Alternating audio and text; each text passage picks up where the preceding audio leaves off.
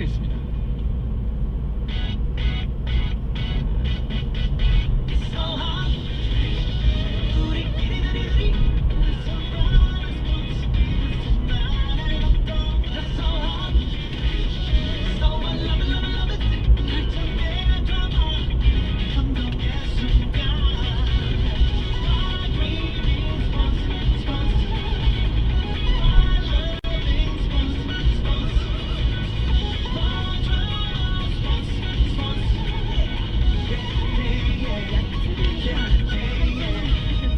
스포츠. 왼쪽 11시 방향입니다.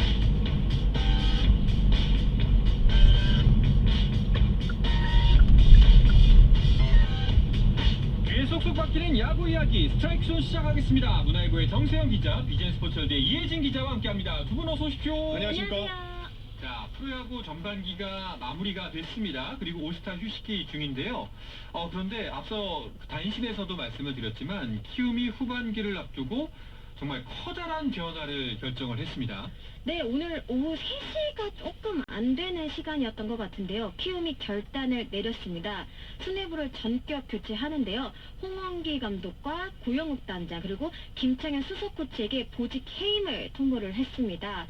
17일부터 시작하는 후반기는 일단 설종진 퓨처스팀 감독이 1군 감독 대행 역할을 맡을 예정입니다. 또 허승필 운영팀장을 신임 단장으로 임명을 했는데요. 이 허신임 단장은 2011년 하나에 입사해 운영팀 국제 업무를 쌓은 뒤 2016년 키움에 합류를 했습니다. 이후 외국인 선수 스카우트와 메이저리그 포스팅 관련 업무 등 국제 파트 전반을 책임졌고요. 2022년부터는 운영팀장으로 선수단 관리와 운영 업무를 총괄했습니다. 이 허신임 단장은 어려운 시기에 중책을 맡아 책임감을 느낀다면서 팀 변화와 도약을 위해 모든 역량을 집중할 것이라고 말했습니다. 네. 뭐 기사 제목에도 그렇게 쓰였겠지만 전격이라는 말이 붙을 정도로 네. 꽤나 급격하고 또 약간은 이 정도 폭일 줄이야라고 예상하지 못한 정도의 결정이었습니다. 두 분도 전혀 눈치채지 못했나요? 사실 고용욱 단장에 대해서는 내부에서 이제 좀 입지가 많이 축소가 됐다. 또 고용욱 단장이 이 스카우트 파트에 상당히 강점을 보인 단장이었는데 스카우트 팀이 이제 대대적인 개편을 또 하면서 고용욱 단장의 입지가 너무 축소된 거 아니냐라는 의식이 또 그런 시선이 있었습니다. 네. 결국 고용욱 단장이 물러나게 됐고요. 일단 뭐 홍기 감독 같은 경우에는 전혀 예상을 좀 못했습니다. 사실 시즌 성적이 올해만은 안 좋은 게 아니었거든요. 작년, 재작년 다 안 좋았는데 키움으로서는 일단 성적 부진에 따른 경질이라고 이렇게 못을 박았고요. 제가 좀 의외로 보는 게 이제 수석 코치 자리인데요. 네. 이 수석 코치 자리 같은 경우에는 보통 감독이나 단장이 경질되면 그 자리는 좀 놔두거든요. 그다음 팀을 이제 수습을 해야 되는 그렇죠. 그 역할을 맡는데 그 수석 코치까지 경질을 하고 거기 자리를 또 비워놨다는 점도 좀 의외의 선택이라고 좀 보여집니다. 사실 전반기 때 이게 성적이 많이 떨어지면은 또 이 올스타 브레이크 기간을 통해 좀 변화를 깨하는 일이 과거에도 좀 있었거든요. 2019년 같은 경우에는 이제 전반기를 마치자마자 롯데 양상문 감독과 이제 이윤환 단장이 자진 사퇴하는 일도 있었습니다. 다만 이번엔 저는 좀 그때와 좀 다르다고 생각을 하는데요. 키움은 객관적인 전력에서 이 개막 전부터 하위권으로 계속해서 분류가 됐거든요. 뒷시즌에 뭐 김혜성 선수, 조상우 선수 등이 전력에서 이탈했음에도 보강이 뚜렷하지 않았기 때문인데 기본적으로 좀 상대와 싸워볼 만한 전력을 만들지 않은 채로 어떻게 보면은 이 수뇌부만 교체하면서 분위기 쇄신을 꾀한다는 게 좀 어떤 의미인지 지금으로서는 살짝 불분명한 게 있고요. 또 홍 감독 같은 경우에는 어쨌든 5시즌 동안 293승을 올린 이런 감독인데 어떻게 보면 아쉬움을 남긴 채 키움을 떠나게 됐습니다. 감독 중도 퇴진은 지난달 사퇴한 이승엽 두산 감독에 이어서 올 시즌 2번째입니다. 네. 뭐 두 분께서 짚어주셨습니다만 수석 코치까지 함께 인사 이동을 한다는 거, 해임한다는 거는 예사롭지 않습니다. 이런 결정이 주는 메시지가 분명히 있을 것 같은데요.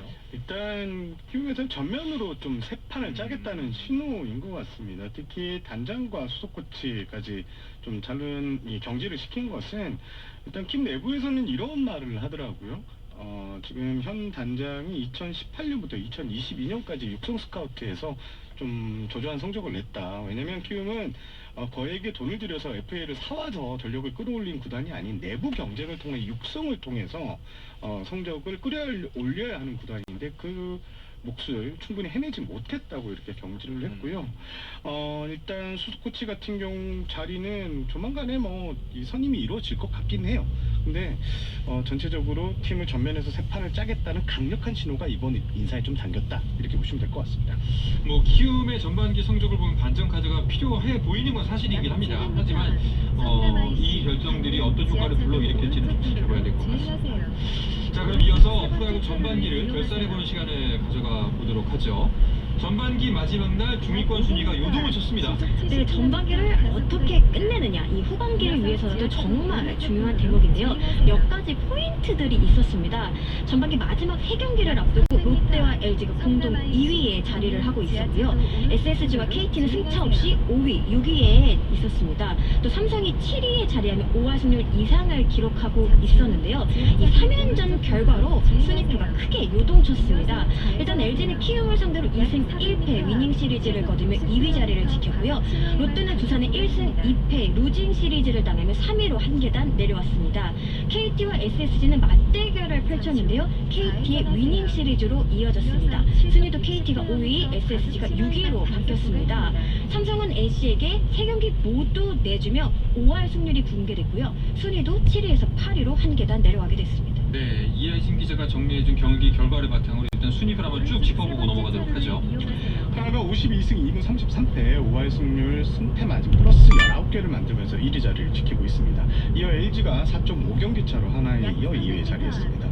올해 전반기 순위의 특징은 7위 NC까지 무려 7개 팀이 5할 승률 이상을 맞췄다는 건데요. 롯데가 3위, 4위는 기아, 5위는 KT, 6위는 SS, 7위는 NC로 모두 5할 승률을 넘겼고요. 3위부터 7위 NC까지 격차는 불과 4경기밖에 되지 않습니다.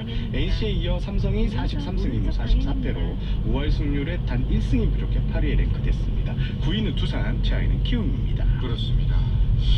자, 뭐 있었던 경기를 뭐 간략하게만 짚어보자면은 중위권이 싹 다 바뀐 거잖아요. 네, 그렇습니다. 일단 삼성 같은 경우에는 전반기 막판에 좀 고전하는 모습을 보였습니다. 7월 들어 치른 9경기에서 4승 5패에 그쳤는데요. 결국 5할 순위 무너진 채로 이 올스타 브레이크를 마치게 됐습니다. 이 개막전부터 약점으로 지적됐던 불펜 쪽에서 계속해서 좀 엇박자가 나거든요. 전반기에만 22차례 역전패를 허용했습니다. 이게 최하위 키움 다음으로 많은 수치인데요. 선발진에 계속되는 이탈로 부담이 커진 데다가 굉장히 마당새 역할을 했던 김정현 선수가 빠진 부분이 굉장히 크게 느껴졌습니다. 네. 사실 마지막 시리즈였던 NC와의 3연전 패배가 너무나 뼈아팠습니다. 실패를 하면서 순위가 5할 밑으로 떨어졌고 순위도 7위에서 8위로 한 개가 내려왔는데요. 확실히 이렇게 순위표가 좀 촘촘할 때는 하위권 팀을 반드시 잡고 올라가야지 어느 정도 계산이 서는데 삼성 같은 경우에는 6월 말에도 이 키움에게 수입표를 당한 기억이 있거든요. 순위 싸움에서 힘을 싣기 위해서는 이 삼성이 좀 고민해봐야 되는 부분이 아닌가 싶습니다. 자, 그리고 롯데도 잘하면 2위로 마무리할 수 있지 않을까 싶었던 3연전인데 결국 두산에게 루징을 하면서 3위로 자리하게 됐어요. 네, 롯데와 LG 나란히 2위에 좀 자리하고 있었잖아요. 아무래도 이제 전반기를 2위로 좀 지키고 싶은 마음이 컸을 텐데요. 말씀하신 것처럼 두 팀의 행보가 좀 엇갈렸습니다. LG는 앞서 얘기한 대로 위닝, 또 롯데는 루징을 당하며 이제 순위가 갈렸습니다. 사실 근데 지난 시즌과 비교해 보면요, LG는 2년 연속 2위로 전반기를 마치게 됐고요. 롯데는 10개 구단 체제로 전환된 2015년 이후 정말 최고의 성적으로 전반기를 마치게 됐거든요. 그런 부분에서는 또 롯데도 괄목할 만한 성장을 이뤘다라고 얘기할 수 있겠습니다. 다만 두 팀 모두 선두 하나와 각각 4.5경기, 5.5경기 차로 좀 벌어진 채로 브레이크를 맞이했다라는 부분은 조금 아쉽지 않을까 싶습니다. 이혜지 기자가 롯데 담당이시잖아요. 네, 그렇습니다. 그 롯데 자체는 전반기를 어떻게 평가하는지 좀 궁금한데요. 네, 일단 김태형 롯데 감독에게 좀 여쭤봤거든요. 네. 긍정적인 답변이 왔습니다. 일단 뭐 수치적으로 큰 변화가 있었기 때문에 어떻게 보면 좀 자연스러운 일이라고 볼 수 있겠는데요. 지난 시즌과 비교해도 전반기에만 플러스 11승을 더 했습니다. 사실 팀 전력 자체가 뭐 크게 드라마틱하게 좋아진 건 아니거든요. 마운드의 경우 팀 평균 자체점 4.79로 리그 9위입니다. 그리고 지난해 굉장히 좀 성장을 읽었던 윤동희, 고승민, 나승현, 황성빈, 손호영 선수 등이 이 돌아가면서 부상 이슈로 자리를 비웠거든요. 그럼에도 새 얼굴을 계속해서 발굴해내면서 오히려 전체적인 선수층을 좀 두껍게 만드는 계기를 만들었습니다. 있습니다. 이 명장이라 불리는 김태형 감독조차도 이 감독 생활 중에 이렇게 한꺼번에 두 축 선수가 많이 다친 건 이번이 처음이다라고 할 정도였는데요. 그럼에도 악재 속에서도 대체 선수들이 정말 잘해줬다. 그 덕분에 계산이 서는 야구를 펼칠 수 있었다고 얘기했습니다. 말씀하신 것처럼 새롭게 합류한 선수들의 빠른 자리매김 큰 도움이 됐는데요. 트레이드로 합류한 정철원, 정민재가 각각 필승조 그리고 주전 유격수로 발돋움한 게 굉장히 커 보이고요. 김대엽 감독은 이 선수들과 더불어 부상에서 돌아온 최준영 선수를 또 높게 평가를 했습니다. 네. 자, 과연 롯데가 이 성적을 후반기에도 유지할 수 있을까가 많은 관심이 갈 것 같습니다. 두 분은 어떻게 예상을 하시나요? 저는 이혜진 기자가 칭찬할 것 같아서 네. 약간 부정적으로 본다는 말씀 먼저 드리겠습니다. 네. 후반기엔 결국 이 마운드 싸움입니다. 특히 불펜 활약에 따라서 희비가 많이 엇갈리게 되는데 롯데는 7월 불펜 투수들의 평균 자책점을 보면 유일한 8점대 팀입니다. 불펜이 버텨주지 못하면 저는 힘들 것이라고 보고요. 선발 진출도 이 박세웅 선수가 힘을 내지 못하고 있는데요. 토종 에이스이자 중심축인 박세웅 선수가 반전하지 못하면 지금보다 순위가 떨어질 가능성이 높다라고 분석하고 싶습니다. 알겠습니다. 이혜진 기자는요? 그럼 반대로 또 긍정 회로를 예. 돌려봐야 될 것 같은데 불펜진의 얘기 나올 것 같아서 제가 한번 대비를 해봤습니다.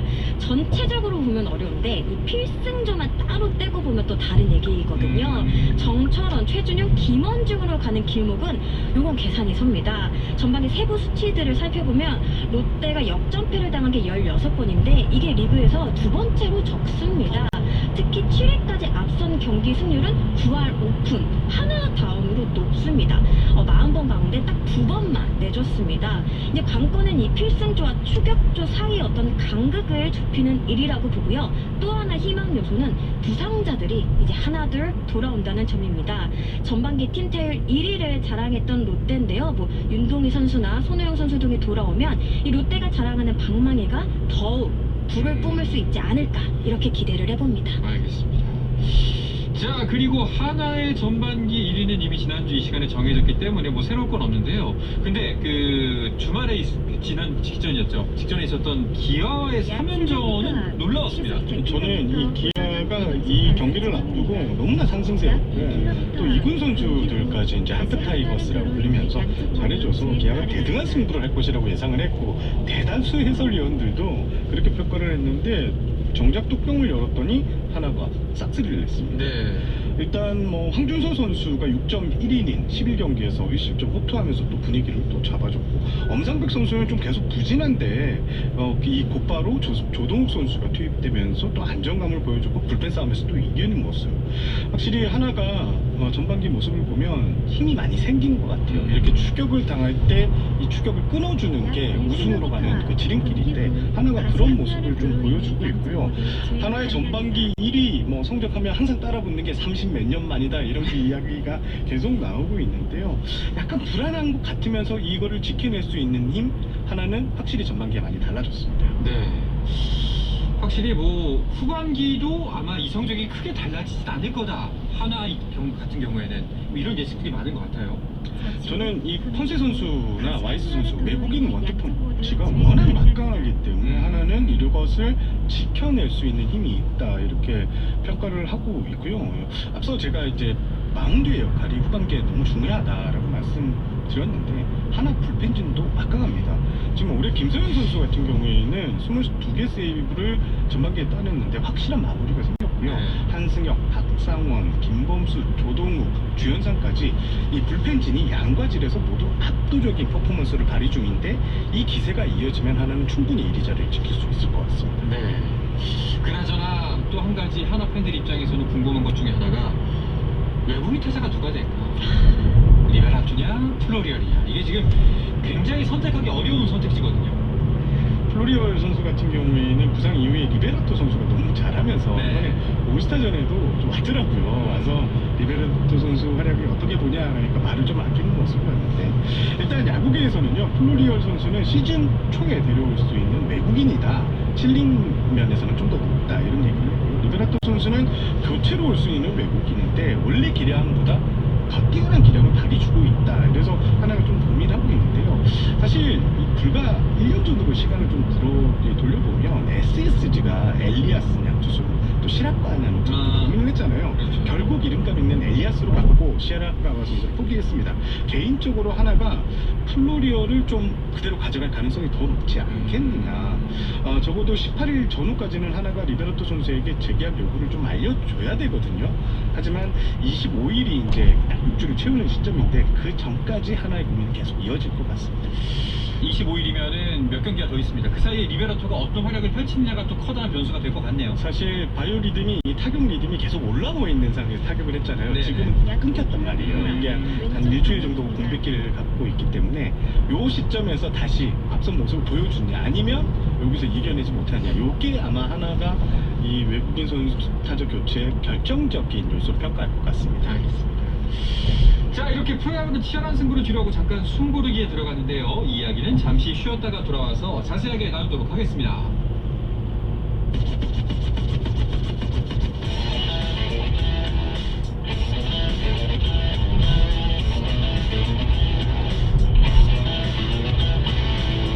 짜릿함이 살아있는 시간 한상원의 스포츠 야구계 이슈부터 논란까지 정확하게 짚어드립니다. 귀에 쏙쏙 꺾이는 야구 이야기 스트라이크 존 BGN 스포츠 5805번님. 프로야구는 올스타 휴식기에 들어갔습니다. 올스타 4살이 할 수 있는 9898번 쓰시는 분.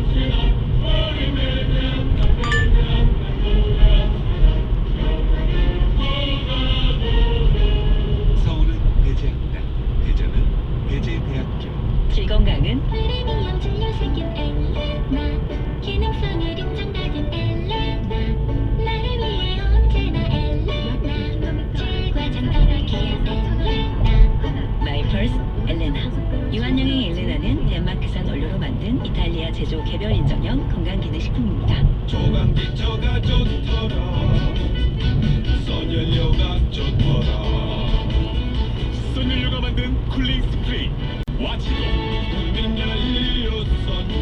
와치도 쿨링 스프레이로 시원한 여름 보내세요. 엄마, 놀러 가자.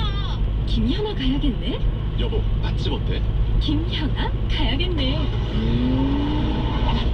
김현아 왔으니 쇼핑부터? 프리미엄 쇼핑은 물론 온 가족이 함께하는 즐거움까지 오직 김현아에서 현대 프리미엄 아울렛 김포점. 안녕하십니까. 맥도날드의 김창완입니다. 대한민국 모두가 집으로 돌아가는 저녁이네요. 오늘 저녁 수고한 나에게 맛있는 보상 하나 어떠신가요? 빅맥 세트 나왔습니다. 운전 중에도 멈추지 않는 맛의 즐거움 맥드라이브. 빠라빠빠빰.